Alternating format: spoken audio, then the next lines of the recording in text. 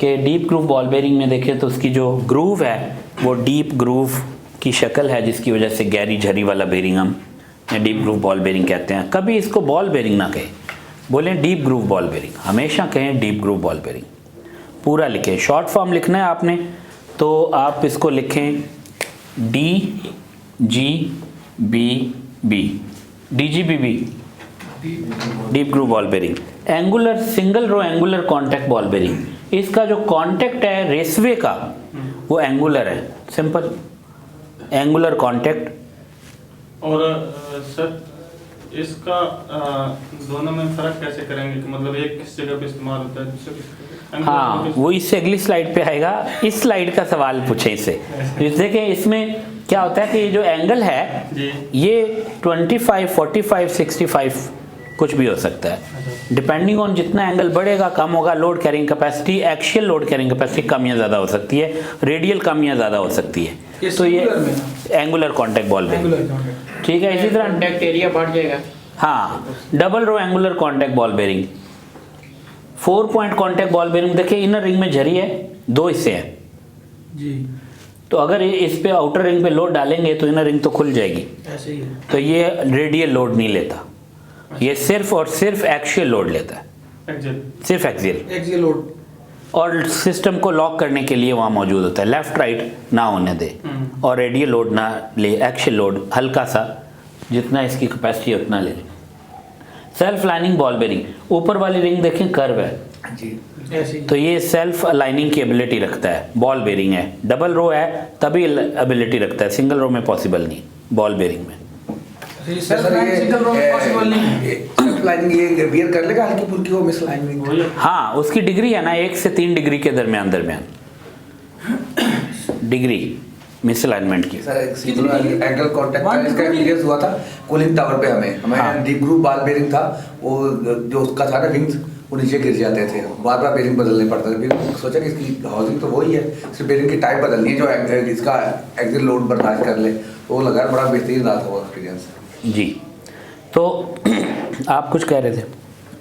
ये self line की मैं कह रहा था कि ये मतलब इसकी डिग्री कितनी, वो 1 to 2 डिग्री तक, 1 to 3 डिग्री, 1 to 3 डिग्री, ठीक है। आप 3 डिग्री में अगर आप 1 मीटर बाद देखेंगे तो 8 मिलीमीटर की डिफ्लेक्शन आ जाएगी, which is maximum. Machine allow नहीं करेगी, सही, बेरिंग अलाउ कर भी रहा है लेकिन फ़ायदा नहीं। तो 1 डिग्री के अंदर अंदर ही मिसअलाइनमेंट जो है वो बर्दाश्त करने के काबिल होती है।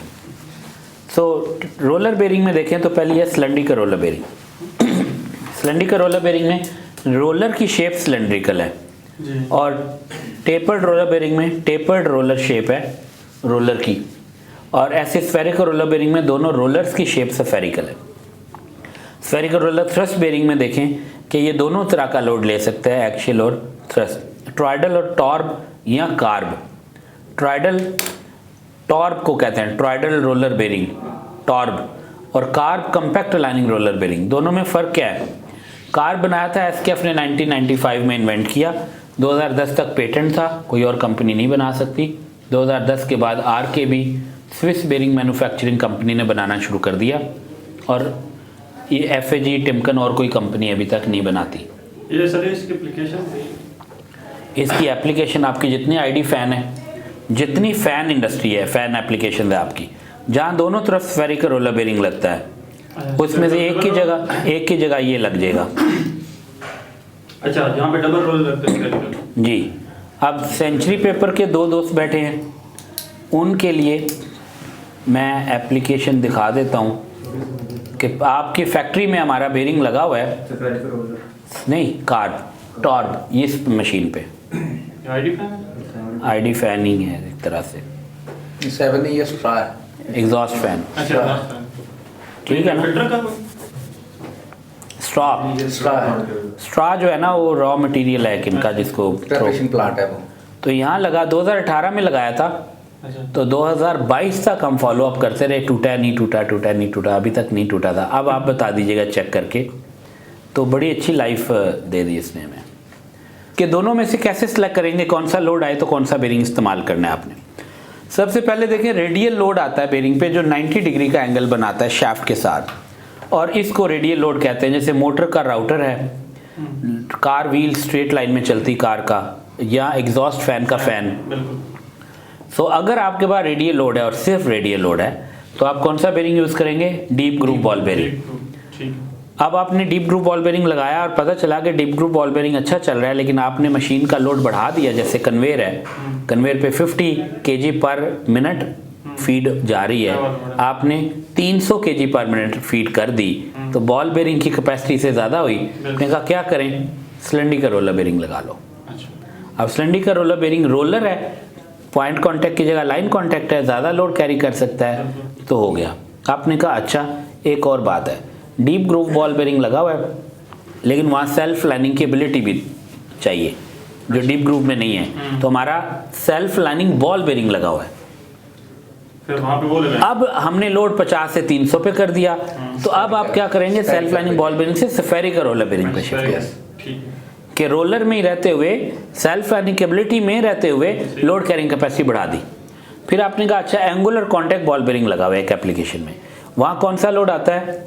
दोनों तरह का लोड आता है, एक्सियल भी रेडियल भी, जिसको कंबाइन लोड कहते हैं। तो कौन से बेरिंग पे जाएंगे? ज़्यादा यानी मैग्नीट्यूड ज़्यादा बियर कर ले तो आप जाएंगे टेपर्ड रोलर बेरिंग पे, क्योंकि दोनों रेडियल लोड उठाते हैं लेकिन एडिशनली एक्स्ट्रा ये रेडियल भी ले लेते हैं। अब दूसरा लोड हमारे पास आता है लोड जो कि एक्शियल लोड है, parallel to the shaft, drill press cranes, ठीक है, आपके टरबाइंस। अब इसमें आप क्या करेंगे? अगर आपका थ्रस्ट बॉल बेरिंग लगा हुआ है और थ्रस्ट बॉल बेरिंग की कैपेसिटी से लोड बढ़ गया है तो आप थ्रस्ट रोलर बेरिंग पे शिफ्ट हो जाएंगे। सेम टाइप और सेम कैटेगरी के अंदर रहते हैं। बॉल बेरिंग लगे हुए तो फिर रोलर पे शिफ्ट हो जाएंगे अगर लोड बढ़ गया तो। स्फेरिकल पे या सिलेंडर? थ्रस्ट बॉल बेरिंग की जगह thrust roller bearing, thrust load आपका बढ़ गया है। शक्ल देखिए। ठीक। और अगर साथ एक्शियल लोड भी आ रहा है, क्योंकि ये एक्शियल नहीं लेते, तो आप इस पे आ जाएंगे, ये स्फेरिकल रोलर थ्रस्ट बेरिंग। ठीक है, तो अगर आपके कंबाइन लोड है जो कि दोनों तरह का लोड अगर आ रहा हो तो उस केस में आप क्या करेंगे? एंगुलर कॉन्टैक्ट बॉल बेरिंग दोनों लोड लेता है लेकिन लोड कम, टेपर्ड रोलर बेरिंग दोनों लोड लेता है लेकिन रोलर होने की वजह से ज़्यादा, और मज़ीद ज़्यादा हो तो आप स्फेरिकल रोलर थ्रस्ट बेरिंग पे शिफ्ट हो जाएंगे। तो ये कम्बिनेशन है जो डिज़ाइनर के माइंड में होता है जब वो डिज़ाइन कर रहा होता है एप्लीकेशंस। ISO स्टैंडर्ड की बात करते हैं बेरिंग डेजिग्नेशन सिस्टम की। पूरी दुनिया में जो बेरिंग बनते हैं उसका 80% स्टैंडर्ड डिज़ाइन बनता है और 75% उस 80% का 75% मिलीमीटर में बनते हैं, 25% इंच साइज़ बनते हैं। इंच साइज़ इसलिए कि जितना ऑटोमोटिव है उसमें इंच साइज़ इस्तेमाल होता है। आपकी फैक्ट्री में बहुत कम एप्लीकेशन है जहाँ इंच साइज़ होता है, इंडस्ट्रियल यूनिट्स में कम से कम इंच साइज़, मैक्सिमम मिलीमीटर। और वो जो 75% उस 80 का 75% मिलीमीटर बेरिंग बनते हैं, उनका बेसिक और सप्लीमेंट्री डेजिग्नेशन सिस्टम ISO ने डिफ़ाइन किया हुआ है जो हम पढ़ते हैं अभी। तो बेसिक डेजिग्नेशन के 3 हिस्से होते हैं। एक तो होता है बेसिक डेजिग्नेशन, लेकिन उससे पहले जो लिखा हो प्रीफिक्स और उसके बाद जो लिखा हो सफिक्स होता है। बेसिक डेजिग्नेशन आपको टाइप ऑफ प्रोडक्ट बताता है, आपको स्टैंडर्ड डिज़ाइन बताता है और बोर साइज़ बताता है, जबकि सप्लीमेंट्री डेजिग्नेशन प्रीफिक्स और सफिक्स कैरेक्टरिस्टिक्स और एडिशनल डिज़ाइन पैरामीटर्स बताते हैं। इसकी मिसाल यहाँ ले लेते हैं। 23230 बेरिंग है, इसका प्रीफिक्स और सफिक्स क्या है? ये शो करेगा सिलेंड्रिकल है या स्फेरिकल है या? इसमें है ही नहीं, ये बेसिक डेजिग्नेशन है, इसमें कोई प्रीफिक्स सफिक्स नहीं है। बेसिक डेजिग्नेशन शुरू हो रहा है 2 से। अब बेसिक डेजिग्नेशन के बारे में हमने क्या पढ़ा? प्रोडक्ट टाइप बताता है। 2 का क्या मतलब है? Type of the bearing. वो क्या है? Spherical roller bearing.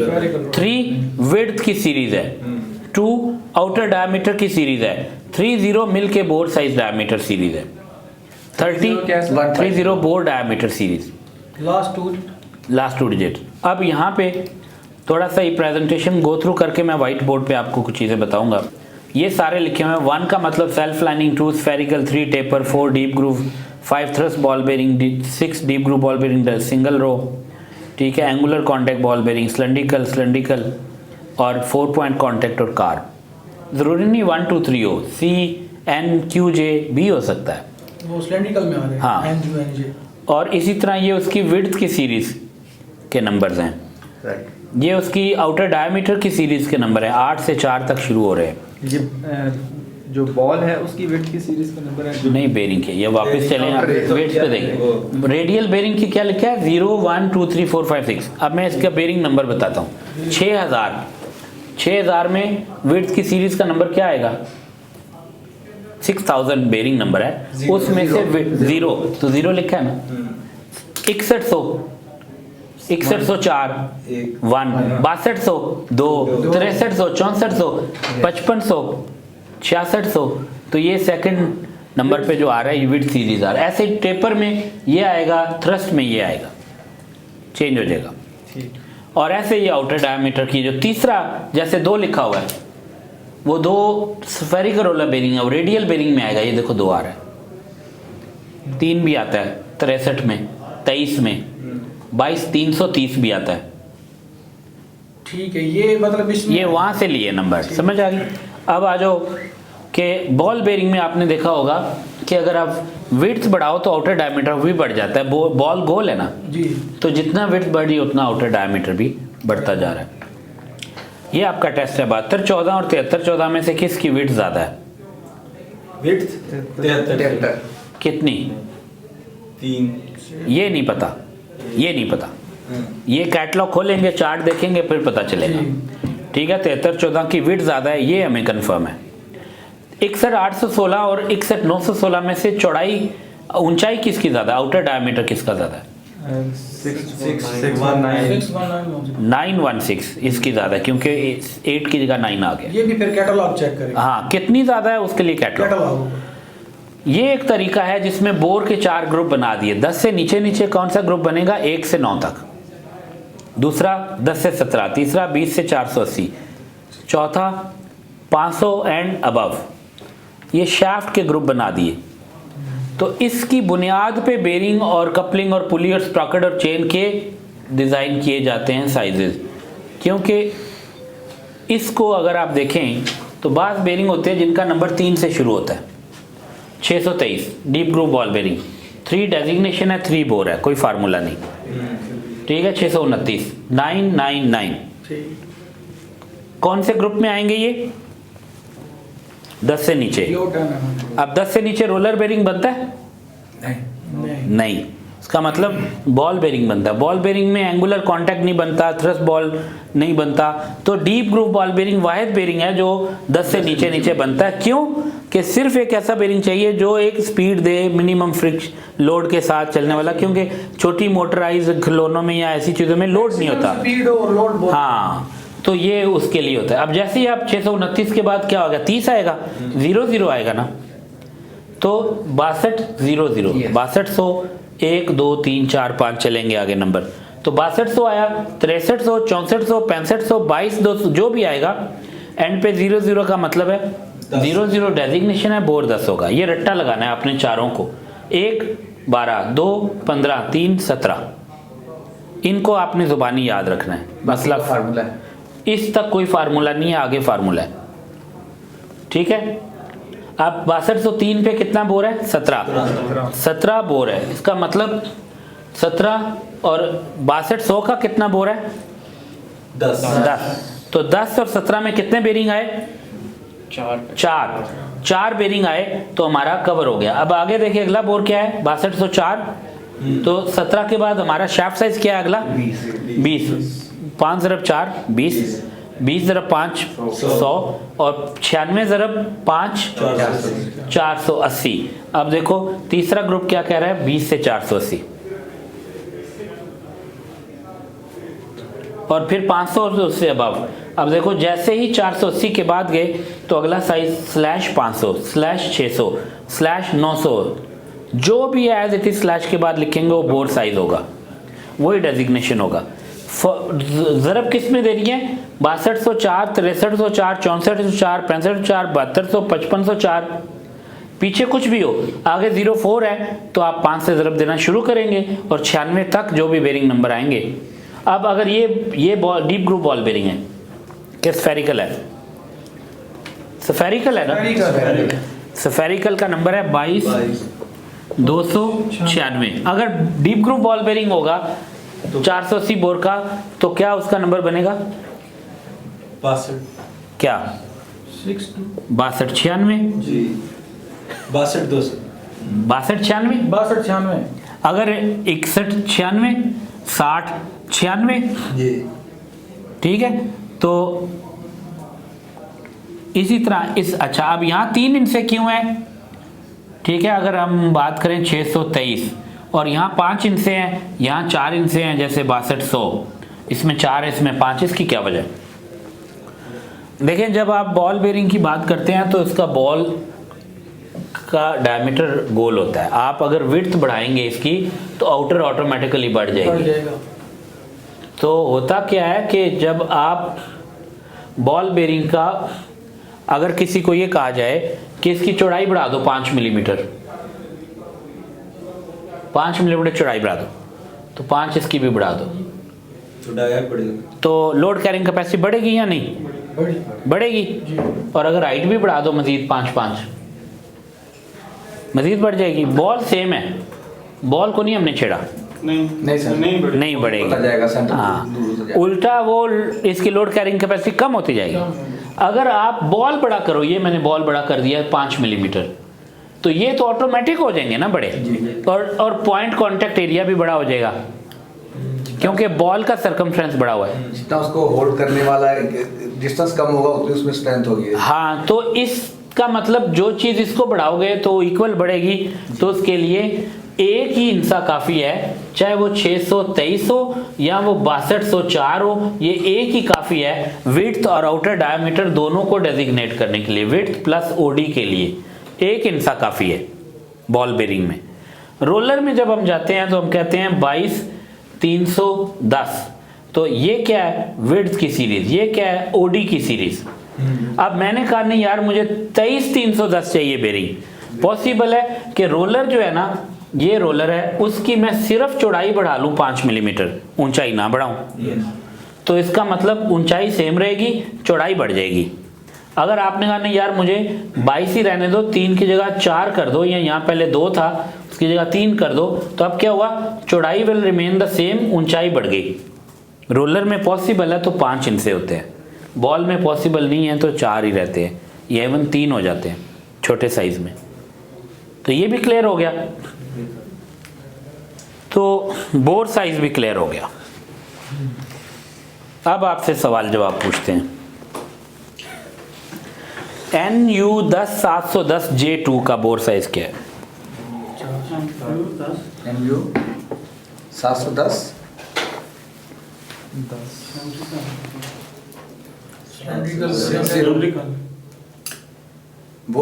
Bore size sir, number गौर से देखें। 710 अच्छा J2 की तो है ना। ये तो कॉलर है। J2 तो उसका सफिक्स है, 50 तो फिर 50 कैसे 1005? नहीं कर 710 बोलो यहाँ देखें स्लैश के बाद जो लिखा हुआ है और का बोर्ड साइड वो उसका बोर साइज होगा, तो इसका कितना हुआ बोर साइज?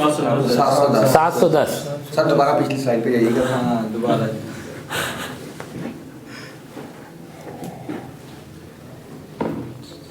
500 से अबव जितने नंबर हैं उनके स्लैश लगेंगे।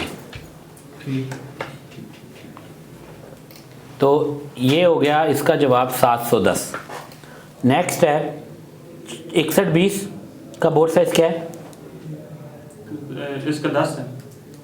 ना करे ना, कैसे 20 ज़रा 5 क्या हुआ? जीरो नहीं आ गया नहीं जीरो एंड पे है ना, 20 है ना, 02 नहीं है, 02 नहीं है, ठीक है 100। वो फिर एस उसको छोड़ दें, अभी हमने बेसिक डेजिग्नेशन पढ़ रहे हैं, ठीक है। वो ऐसे ही रखा हुआ है आपके लिए। आप बताएं 635। 35 सर, 35 25 नहीं 5 3 इंच है ना, Yes, yes. आखिरी inch as it is bore है। ठीक है वो आगे वो ठीक है लास्ट ठीक ये है लिखा हुआ है आप बताएं 22209 45 45। अब ये मुश्किल है 30302। ये कैटलॉग 15 वेरी गुड। 0010 01 12 02 15 03 17। नहीं सर, सर दोबारा क्लियर वापस सर 0001 02 03 02 आ गया सीरीज 02 आ गया ना इन पे। जीरो आ गया पहले। 0010 1 15 नहीं वन 0-10 है और 1-12 है 12 3-15 3-15 4-17 सो अब हम बात करते हैं प्रीफिक्स और सफिक्स की। प्रीफिक्स होता है जो बेरिंग के नंबर से पहले लिखा जाए। मसलन यहाँ लिखा है 6196 या 6212 6205, इसके शुरू में अगर मैं W लिख दूंगा इसका मतलब इसका मटेरियल चेंज होकर स्टेनलेस स्टील का हो गया, स्टेनलेस स्टील का मटेरियल हो गया। अगर मैं यहाँ IR लिख दूंगा इसका मतलब इनर रिंग सिर्फ है, पूरा बेरिंग नहीं है। और इनर रिंग किसका आता है? सिलेंडरिकल रोलर बेरिंग का। तो सिलेंडरिकल रोलर बेरिंग का इनर रिंग का नंबर ऐसे लिखा होगा 5 मिलीमीटर 8 मिलीमीटर 12 मिलीमीटर। ये क्या है सर? ये ऐसे डायमेंशंस के वेट्स, आउटर डायमीटर, चौड़ाई। थिकनेस ये दोबारा एक दफा इसको रिवाइज करनी है। IR 5 × 8 × 12 जो भी डायमेंशन लिखी होगी उस साइज की इनर रिंग है किसकी? Cylindrical roller bearing. यानी इसका इनर आउटर और thickness- आउटर नहीं है, अच्छा आउटर रिंग नहीं है बेरिंग का, सिर्फ बेरिंग का इनर रिंग है ये सिलेंड्रिकल सिलेंडरिकल का। नहीं, ये सब डाउट है इसमें। ये 5 को किस तरह डिफाइन करेंगे या 8 को किस तरह, ये क्या चीज़ इसकी है? डायमेंशन है, यानी 5 मिलीमीटर उसका बोर है वही मैं कह रहा हूँ ना सर। और 8 मिलीमीटर आउटर है आउटर है। और 12 उसकी चौड़ाई है। IR से क्या सर? हाँ, इनर रिंग, अच्छा OR आउटर रिंग, ठीक है। ठीक है। और प्रीफिक्स के बाद सफिक्स लिखा जाता है जो बेसिक डेजिग्नेशन के बाद में लिखा जाए, अच्छा तो उसको कहते हैं ATN9। जैसे ये क्या है? A angle of bearing, TN9 polyamide cage, brass के जैसे केज का नाम है। ये TN किस को ले? TN9 बॉल बेरिंग के अंदर जो पॉलीमाइड केज है उसका डेजिग्नेशन है। अच्छा पॉलीमाइड केज TN। तो ये आपके आगे prefixes AR IR OR LR के सारे, उनकी आगे एक्सप्लेनेशन। अगर आप ये याद रखने की जरूरत नहीं है, आपने क्या करना है, सिंपल जनरल कैटलॉग खोलनी है, जिस बेरिंग के नंबर के साथ ये लिखा है उस चैप्टर में जाएं, उस चैप्टर के अंदर जो प्रोडक्ट शुरू होती है उससे पहले 2 पेजेस के ऊपर ये दी होती सारी। ये तो सर मटेरियल भी शो करते हैं ना सर। मटेरियल भी, डिज़ाइन भी, पार्ट्स भी, कुछ भी हो सकता है। जैसे cylindrical roller bearing cage thrust assembly है, ये उसका पार्ट है एक। तो इसी तरह जो सफिक्स हैं वो होते हैं जैसे 6205 के साथ E2RS1 TN9 C3, ये सारे सफिक्स है, additional features. E internal design है, 2RS1 एक्सटर्नल डिज़ाइन है, TN9 केज डिज़ाइन है, C3 क्लियरेंस वेरिएंट है। ई तो एक्स्ट्रा लोड कैरिंग कैपेसिटी ये नहीं होता? असल में E का मतलब है इन्हेंस्ड इंटरनल ज्योमेट्री, जिसकी वजह से लाइफ भी बेहतर हो गई, लोड कैरिंग कैपेसिटी भी ज़्यादा हो गई, बेरिंग की और ओवरऑल जो परफॉर्मेंस है वो भी बेहतर हो गई, उसकी जो फ्रिक्शन है कम हो गई, उसका मटेरियल सही था, इंटरनल ज्योमेट्री बेहतर हो गई, कोई कॉलर थे तो रिमूव कर दिए वगैरह वगैरह, केज का डिज़ाइन इम्प्रूव कर दिया, तो ओवरऑल इंटरनल ज्योमेट्री इन्हांस की, उसको उन्होंने ई का लक़ब दिया। अब ये एक बेरिंग का नंबर यहाँ आपके सामने लिखा जाएगा, इसको डिकोड कर दें तो हमारा ये चैप्टर कंप्लीट हो गया। जी सर, अजहर साहब 6 बताएं क्या है? 6 25 बॉल सर हो गया। टाइप ऑफ द बेरिंग, क्या टाइप है? Deep groove ball bearing. 2 क्या है? विड्थ नहीं है, विड्थ की सीरीज है 0.5 कितना? 25। RS1 एक तरफ दोनों तरफ, एक तरफ। NR नई चीज आ गई। बेरिंग के आउटर रिंग के अंदर एक झरी का भी कई दफा आप देखते हैं, ऊपर की तरफ स्नैप ग्रूव ऊपर होती है जो ऊपर, वो 3 और फिर उसमें रिंग भी होता है लॉक, और फिर हाउसिंग में भी होता है झरी, तो बैठ जाता है, आउटर फंस जाता है ना लॉक करने के लिए। वो लॉक करना तो एन अगर बेरिंग के नंबर के बाद लिखा हो NR तो ये है स्नैप रिंग, उस ग्रूव में रिंग भी है, snap groove with a ring. अगर यहाँ NU लिखा हो, रिंग नहीं है, फिर सिर्फ झरी है, रिंग आप खुद डालेंगे। NR means N snap ring, वो जो लोकेटिंग रिंग होते हैं। लोकेटिंग नहीं, अच्छा वो तो साइड पे होता है ना। हाँ। ये उसके जैसे W33 की ग्रूव नहीं होती, जी जी, इसी तरह कॉर्नर पे होती है ये ऊपर आती है कॉर्नर, आउटर में, आउटर पे लॉक करने के लिए, मोटर वगैरह के। बॉल बेरिंग में होती है आमतौर पे, हाँ, लॉक करने के लॉक लिए। करते हैं। तो TN9 पॉलीमाइड केज, ये हाउसिंग से बाहर निकली होगी ना डेफिनेटली।